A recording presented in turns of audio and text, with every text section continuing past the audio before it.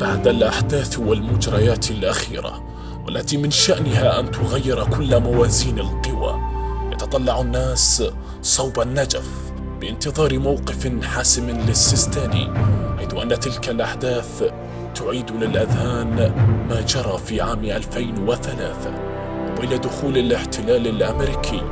فالأجواء الآن مشابهة لتلك، خصوصا بعد تهديد التحالف الإسلامي بدخول العراق. أهميته ليس فقط من حيث عدد الدول المشاركة فيه، ولا من حيث حجم القوات وتنوع تسليحها وقدراتها القتالية العالية، بل أيضا في سرعة الاستجابة والقدرة على حشد القوات من مختلف دول العالم الإسلامي في زمن قياسي. لا يمكن أن يختلف موقف السيستاني عن سابقه، هذا ما يراه مراقبون، فهو بانتظار النتيجة والحسم ليرى لمن تميل الكفة حتى يغير الولاء لهذه الجهة أو لتلك.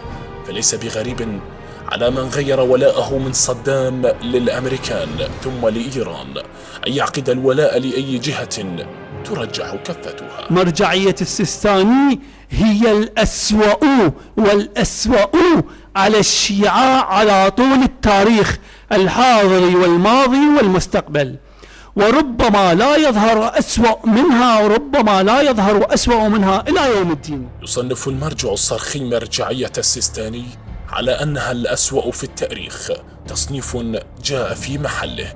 كيف لا؟ السيستاني من حرم قتال المحتل وأمر بإعطاء السلاح له، وأوجب انتخاب المفسدين، وأوجب التصويت للدستور، ودمر العراق بفتوى الجهاد التي تشكلت على إثرها ميليشيات الحشد التابعة لإيران.